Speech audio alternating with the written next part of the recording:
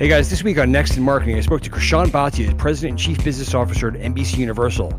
Krishan and I talked about what the company's learned about what consumers and advertisers want from streaming a year after launching Peacock, why he's pushing agencies to break some of their legacy TV buying thinking, and why the Olympics this year will be the ultimate demonstration of the future of streaming.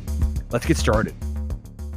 Everything we know about the media, marketing, and advertising business is being completely upended thanks to technology and data. We're talking with some of the top industry leaders as they steer their companies through constant change. Welcome to Next in Marketing, presented by AppsFlyer. Hi everybody, welcome to Next in Marketing. My guest this week is Krishan Bhatia. He's the President and Chief Business Officer at NBCUniversal. Hey Krishan, how you doing? Hey Mike, thanks for having me. Thanks for being here. Lots to talk about in your role, particularly we're about a year into Peacock, which is your company's major streaming bet, a pretty different one in the scheme of things in that it was primarily an ad-supported platform. Your timing was very interesting, right? You on the one hand, you preferably would have launched without a pandemic and the Olympics would have been happening last year, but you had the advantage of launching in the middle of a streaming boom and lots of people being home and all that. So I'd love if you can maybe take us through what you've learned through the first year in terms of viewing habits and maybe what people's expectations are with viewing ads on Peacock. Happy to. And as you mentioned, Mike, Peacock is a massive company-wide priority for us. And we really started the process almost 3 years ago when we saw a chance through streaming to create a future model for premium video. And we were very deliberate about that, if you remember, because you were following us, at the time as well, to sort of counter the narrative that SVOD was really what was driving consumption on streaming platforms because it had no ads. And I think we've been able to very successfully prove that narrative wrong in the marketplace by believing that there's usually a dual revenue stream opportunity on most media platforms, and certainly that's been the case in television and premium video for decades, and we believe that that will be the case in streaming as well. So we set out to create this new model and reset what we believed was a giant opportunity for us to bring marketers into the equation at the outset and create a future advertising model that did not look like what we all have become accustomed to on linear television. We took into account all the experience that we already had in our existing business. If you remember, we launched an ad format called the Prime Pod in linear television actually back in 2018. And that was really to create a highly premium, less cluttered, less advertising time-based ad format for advertisers in prime time. We launched that across 50 primetime shows at the time in both our broadcast and our cable networks. And all the research that went into the creation of the Prime Pod and that came out of the launch of that just emboldened us in our belief that that should be the future model for streaming and Peacock in particular. We learned a lot about not just time, which typically is how people react to advertising within linear content, but also clutter. Clutter is just as important to consumers and to the marketing efficacy as you can sort of relate to. If you're seeing 12 ads in a row, the likelihood of you memorizing any individual one versus if you're seeing no more than 2 ads in a row, obviously it's going to have a giant impact. Sure. And so we launched the product with Prime Pods exclusively, no more than 5 minutes per hour on the platform, no more than 2 ads per pod. And we took the opportunity to also create an ad innovation roadmap that we've been executing on for the past year since launch in partnership with our marketers, where we said we now have a digital canvas because a streaming product is by definition a digital platform. And so we can do things that a broadcast model obviously does not enable us to do. We've launched 7 unique ad formats in partnership with the launch sponsors over the last year. We have a number on the slate for this year and going into next year. And that was really the recognition that we can use this canvas to create unique ways for marketers to engage with consumers in linear and premium video content that they historically were not accustomed to or able to in a broadcast advertising model. Everything from pause ads to solo ads to binge ads to the Spotlight ad that we recently launched. And we did that in partnership with marketers. We created something we called a Peacock Streaming Council, where with the 10 launch sponsors that we initially went to market with, we engaged with them, obviously on a weekly basis through our ongoing relationships, but in a more formal way on a quarterly basis. We share our research, they share their research and feedback, and we kind of jointly create the future of premium video advertising. So it's been an unbelievable journey. As you said, we launched it during the pandemic. There were obviously some challenges associated with executing, in a virtual way on a massive product launch, but our teams across the globe overcame that. And then at the same time, as you mentioned, there were tailwinds because people were at home and there was a giant uplift in video consumption and media activity overall. And Peacock got the benefit of that, obviously. And now we're heading into, a very exciting summer, which I'm sure we'll talk about later, with the Olympics slated as a massive priority for the company, and also will be featured on Peacock. I believe, and I was definitely one of those folks who had pretty much made up their mind that, okay, ad-supported television is just not going to work for this generation that grew up on Netflix. Their tolerance is ruined. And it's interesting that you've, I think there was not consensus, but there was thinking that all these efforts to reduce ad load were going to be futile for these folks, and that's actually proven not to be true, which I think is interesting that you've seen that even on linear television and with your new product, that people will accept this trade-off, even younger people. 100%. I mean, all the feedback that we see from consumers directly, we're tapping into about 70,000 consumers who have opted in to participate in various forms of research. And, we test all sorts of consumer sentiments and obviously marketer metrics as well. But in terms of ad load, ad experience, ad variety, with close to 80% of consumers, confirming to us that it is in fact a great experience. It's a desirable ad load. It's an optimal ad variety where we've invested a ton in the creative rotation as well, right? It's right. One thing to limit time and manage clutter, but with that, you also have to very actively manage frequency, which of course has become, a challenge for both marketers and consumers in other environments. That's industry-wide with streaming, right? That it's great to have fewer ads, but you don't have people seeing the same ad 12 times in a row. That's a problem. Exactly. And so we were very deliberate and fortunate, quite frankly, to be able to partner with a wide variety of marketers across many different categories. If you think about the initial brand marketers associated with the launch, we had, everyone from Verizon to Unilever to apartments.com to Target in very different categories, oftentimes with multi-brand offerings, like Unilever, for example. And so the creative rotation, we worked actively with each of these brand marketers to, for every brand and every campaign, basically have at a minimum 3 different creatives rotating throughout the flight, rounds that experience out. And that's just not something that is the status quo in linear television. And so again, we're taking, I think, this responsibility in streaming to reset, a new model very, very seriously. And we're very deliberate about how we engage with marketers. We're very deliberate about how we build out the technology stack behind it. We're very deliberate about how we get the consumer feedback loop going and the marketer feedback loop, for continued innovation. And so far, as you said, we're, about a year in terms of the national launch. All signs are that there is a bright future for ad-supported premium video. Right. On that note, it's awfully early to draw conclusions, but I wonder if you could talk about what you've learned about what's going to be the right way to sell Peacock or streaming, ad-supported streaming video in general. Because I think, there's been some stories that have come out.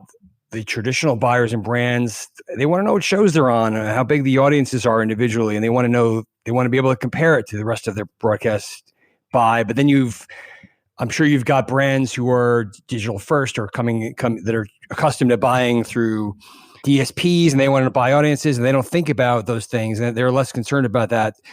So that's different currencies, different measurement. Can you draw conclusions yet on how it's going to work long term, sales wise? It's a great question, and I think it again, to us, is all opportunity.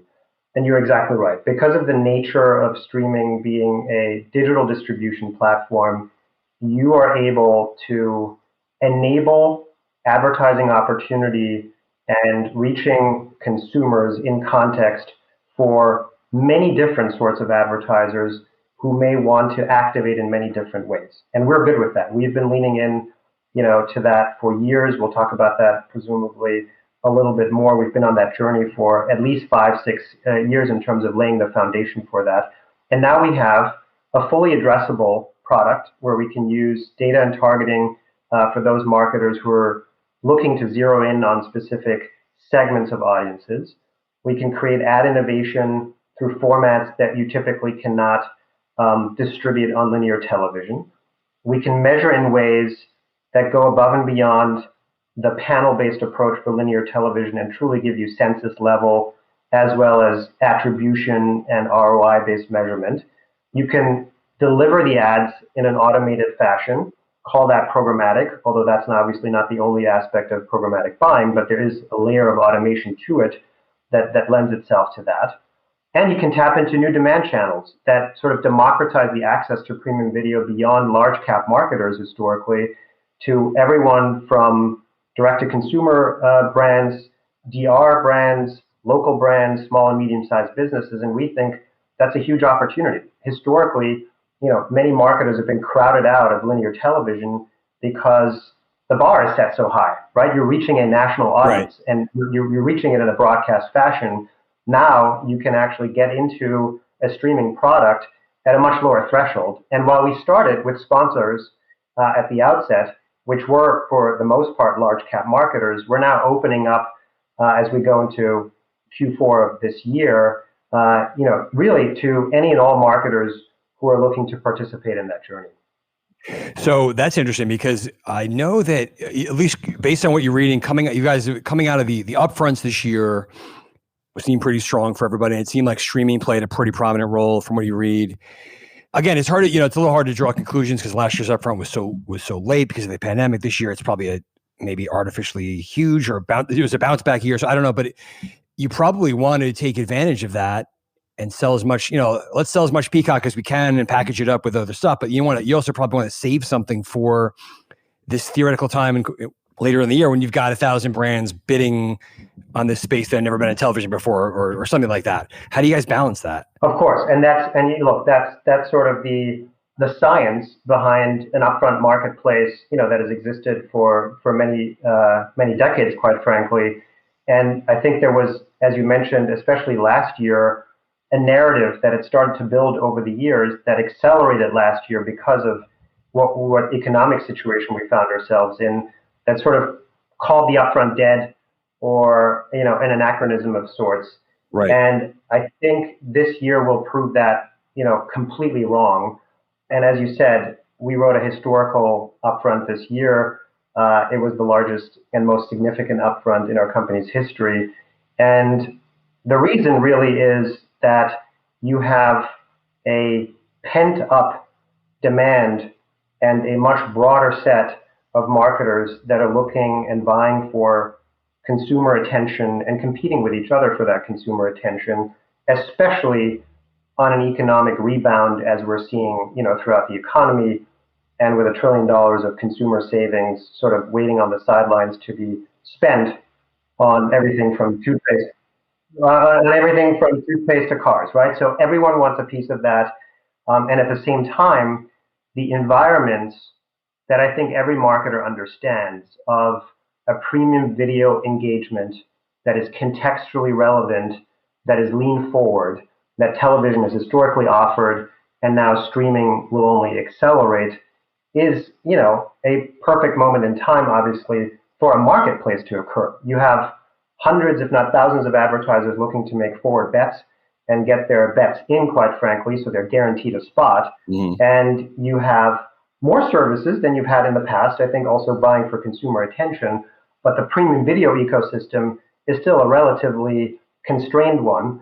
And so that made for, an incredible upfront marketplace. But as you said, upfront is a portion of what the television economy typically sells. And we always reserve inventory for what we call the scatter marketplace. And that's going to be no different for Peacock or any of our other services to allow marketers, to get into those products and offerings throughout the year as well. Of course, there's a benefit to the upfront, and marketers understand that. So that I think concluded for us very successfully last month. And now we're fully focused on engaging with all of those upfront advertisers and actually activating against their investment for the new broadcast year, but also readying ourselves for the scatter marketplace.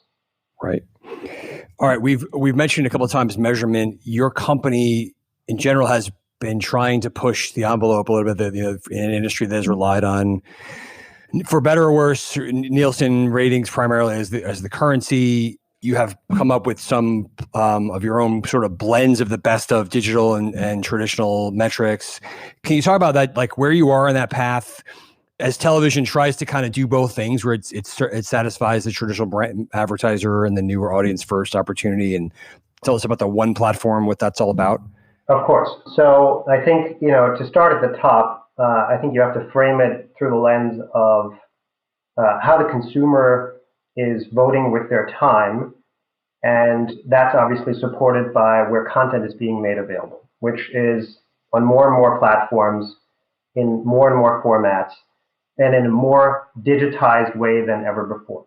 So when we went into the marketplace last year and this year, we kind of put a stake in the ground and we said, across the NBCUniversal portfolio, we reach 230 million US adults every month, and they're watching everything from sports to news to entertainment to lifestyle to Hispanic content, from broadcast to cable networks to Peacock to our other digital platforms to partnership platforms that we distribute.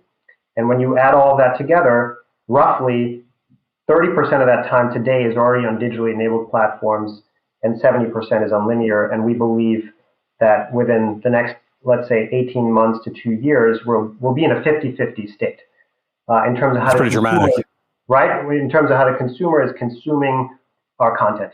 And therefore, for a marketer, you can't choose between the two.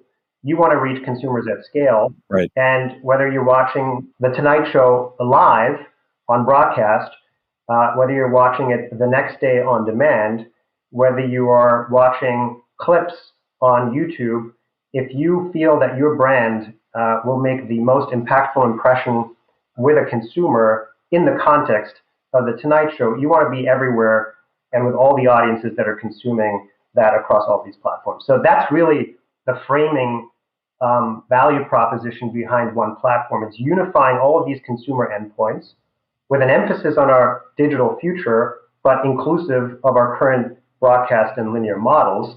And it is saying, let's plan media in a different way. Let's plan it more holistically. Let's find those audiences across all of those platforms. Let's build media plans that support that. And then let's measure it in a holistic way. And as you know, we've been on a measurement investment journey for many years as well. We originally created a metric we call C-Flight, which aggregates the consumption and the impressions generated on linear television platforms with those of digital. It equivalizes them and it becomes the basis and a currency for us to transact on and guarantee on with marketers. That's been up and running for multiple years. We're taking C-Flight on a journey actually across the globe now. Sky beyond NBCU, right? Beyond NBCUniversal, and we were partnering with our friends at Sky for the European marketplace. It's being launched in the UK. It's being launched in Germany. We've gotten inquiries from Latin America and Asia, and we try to be pragmatic and at the same time lead on the topic of measurement, because when you look at cross-platform measurement, you sort of define it in its end state with everything you could possibly want to include. It's overwhelming. And as a result, no one ever gets started because there's so many things to account for. Yeah, just keep it doing the old way. There's too much change. Yeah, so we said, let's take a practical step towards that, because the basis for it right now is just to say an impression on one platform should be defined in the same way as the impression on another. And that's been, a big challenge, I think, for marketers in general, where many of the digital platforms have defined exposure and impressions in very different ways than traditional media platforms, right? A 30-second impression on linear television is a very different impression from a first frame or first pixel rendering on a digital platform. And so we've equivalized the two. On digital, for us, it's a completed view, right? And a completed view, by definition, means you've actually watched the 15-second or 30-second commercial. Most of our impressions on digital platforms are back on a large screen as well. And so you can add them together and you can say, if you're building a media plan that runs across these different platforms, that aggregated sum total of impressions is the basis for how we conduct business. And that's only the starting point and was a very practical, we thought, and pragmatic step that now seems to be catching on, across many different broadcasters and many different marketplaces. But that was the start. And we're going, we have a roadmap basically that has kind of two dimensions on it. Cross-platform measurement is one, right? How do I aggregate impressions? How do I unduplicate reach frequency? But then almost as, if not more importantly, how do I measure impact back to, for every dollar spent with NBCUniversal, what's my return on that investment in terms of driving sales or new customers, et cetera? And so we've had a team focused on, building out basically an ROI model that we call total investment impact for years. We're working with the auto category in particular because you need to work with categories where you have very strong and high fidelity sales data that you can tie back to exposure and eliminate for noise and other externalities. And we're proving out that, depending on your level and mix of media on NBCUniversal's platforms, you will drive different impact to sell cars. So we're partnering with many of the leading auto manufacturers on that, and we're now taking it into other categories, including financial services and again, categories that have a good understanding of their sales data that can be matched, obviously, in a way that ties back exposure all the way to impact. So that measurement journey, from a very monolithic approach in linear television is going to be opened very widely.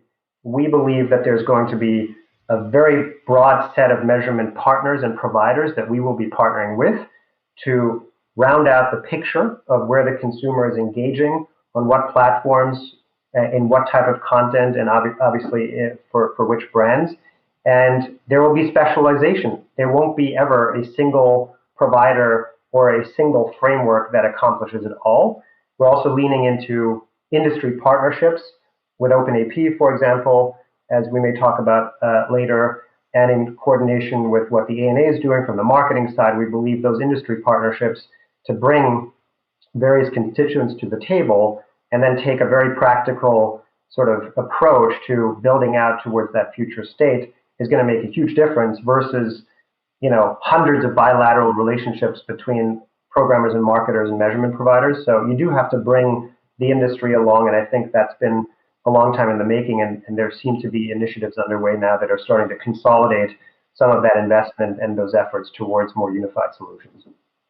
I was going to say what you're describing when you're pretty close to a world where you're 50-50 digital, and you're trying to push the medium forward with all these with the measurement that reflects that. It almost screams for, hey, brands, agencies, you got to stop having these siloed budgets and treat these worlds like they're different pieces, which is not easy. It struck me that you and I were both at that event yesterday. The Trade Desk hosted. There was a gentleman from Wavemaker talking about how he thinks that TV advertisers get so hung up on trying to get perfect CPMs and blending traditional metrics when he's really focused on outcomes. But so I wonder if you're trying to almost push the other side of the industry to come along with you, and I'm sure brands are in all different places to get past this silo thinking. We absolutely are. It is a leadership opportunity and challenge at the same time that doesn't just affect one side of the equation, which in our case, we're a programmer, right, with a significantly scaled portfolio of products that reach hundreds of millions of consumers. You have to bring along the marketers, you have to bring along the agencies, and you have to bring along technology partners. You mentioned the Trade Desk just now, who we're very deeply partnered with in that journey. So a big part of my job and my team's job is actually to cultivate and invest in all of these industry partnerships. We have sales teams, obviously, that focus on clients. We have sales teams that are focused on agencies. We have partnerships teams that are focused on distribution platforms, programmatic partners, measurement platforms, and all of that, takes a huge amount of investment and resources. And we happen to be a scaled enough portfolio where we've gotten license to invest in that for multiple years and have created a foundation not only of technology, but also of partnership that now allows us to bring the rest of the industry, so to speak, along and not wait for, a magic gift basket to show up on our door one day that solves for all of these seemingly unsolvable issues. The marketers, I think, are actually the easiest part, because if you go to a CMO and you show them the data around where consumers they're trying to reach or consuming content, it's the easiest decision for them ever. They're like, let's go, let's do it. Of course, let's go. I want to be there. And then you, of course, have the legacy sort of, infrastructure and business model that has been set up for good reason in the past, but now is increasingly out of date and broken. And that is incentive structures, ways of valuing impact, what technology, processes. I mean, there's a whole number of things that come with the challenge of transformation that imply that legacy needs to be left behind. And the sooner you're able to leave it behind, the sooner you're actually going to be able to surf that future wave. So this upfront marketplace, because you mentioned it earlier, was a watershed moment, I think, in us bringing along both clients and agencies along that one platform vision. We launched it actually at the outset of last year, but then we ran into the pandemic a few months later. Yep. And last year's marketplace, for all the obvious reasons, was a harder one for you to make that drastic. It's a stick with what you know kind of year. That makes sense. Yeah, exactly. Everyone was just trying to understand, what's going to happen over the next 12 to 18 months, and therefore conservative, obviously, in their investment strategy and not trying to break too many things at the same time. This year, very different. We're rebounding. Everyone wants the consumer attention that we talked about earlier. It requires a new model. We have a proposed model for how to do that. And so I think the adoption of one platform and the transformation from a legacy way of looking at media partnership to a future model, has come not only a long way, has been fully transformed, I think, as a result of the marketplace that we found ourselves in this year. And now we sort of cleared most of that, and we can move forward. As you know, we're building out really the future of a global advertising platform in partnership with all the NBCUniversal brands in multiple markets, in partnership with our peers at Sky. And so that's really the next frontier for us. Right. Speaking of bringing the industry along, there was a time not long ago where the thinking was TV is just never going to touch anything that feels programmatic, machine buying scary.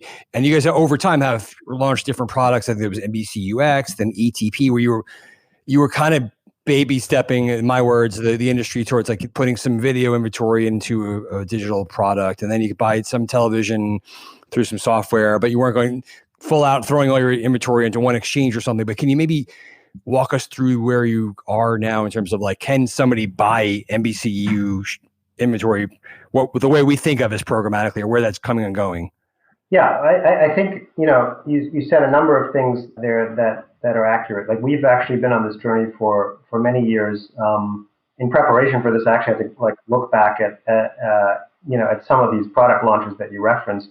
And they date back to 2014 when we launched our first addressable offering, 2015 when we launched our data-driven linear offering, which was called ATP at the time, and then turned into Audience Studio and ultimately aligned with our partners at Sky into AdSmart, which is the moniker we use right now for all of our advanced advertising offerings. But the point really was we were always lean in because we believed that data and automation actually only enhanced the value of media. And we were not scared of sort of the narrative that existed that, in display advertising on the web in particular, programmatic and ad exchanges and ad networks sort of ruined the value of it. Yep. And it did to a certain extent, but not for the reasons of using data and automation, but for, lack of control and sort of business rules around how to engage and how to think about those demand channels or activation channels in a holistic strategy. So programmatic is part of everything we do. You can anywhere we can enable a programmatic channel to take shape, we are.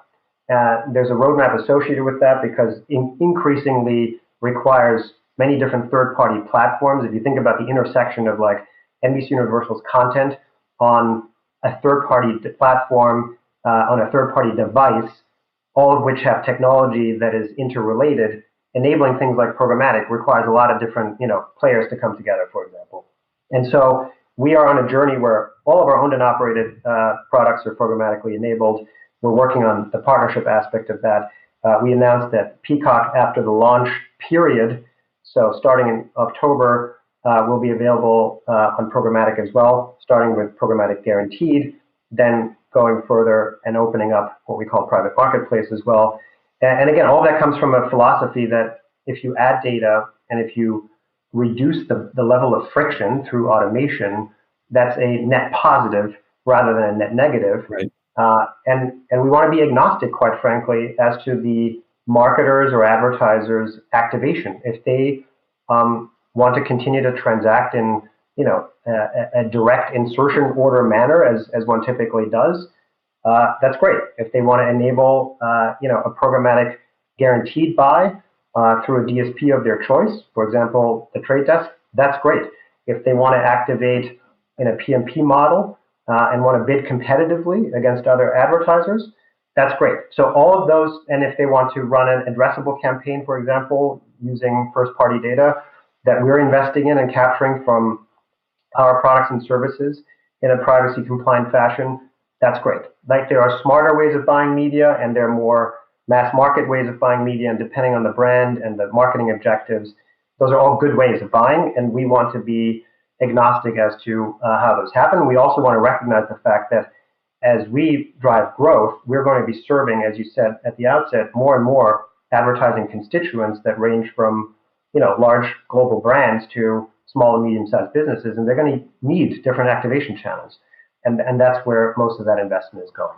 Krishan, let's wrap on this one. You're about to jump into the Olympics. You're about to hit a year after we expected. Big moment for you guys. Big moment for streaming. What can you tell us about? It's got to be one of the more complicated things in the world to change and disrupt in terms of advertising and presentation.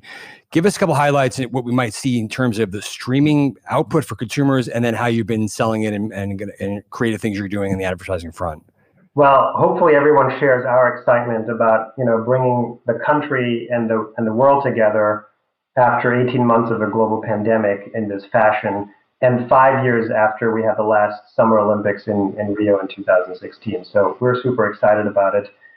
Despite the continued challenges with getting people into the stadium, we think that the event itself, will be a great unifier and is a huge investment priority for us as a company, has been for many years and will continue to be.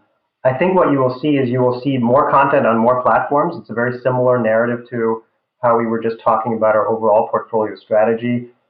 We've announced that over 7,000 hours of Olympic content will be available. We will leverage literally every consumer activation point we have from our two broadcast networks, both NBC and Telemundo, as well as 6 cable networks, all of our digital platforms, Peacock. We're leaning in with partners more than ever before. We've talked about our partnership with Twitter and Twitch and Snapchat and many others that have participated in the Olympics and will continue to as well. We want this to be as ubiquitous an event for consumers, and therefore as high reach and high impact for the marketers that are associated with it than ever before. And I think on the advertising journey side, you will see, again, a similar continuation of trend. We will have more marketers in these Olympic Games than we've ever had before.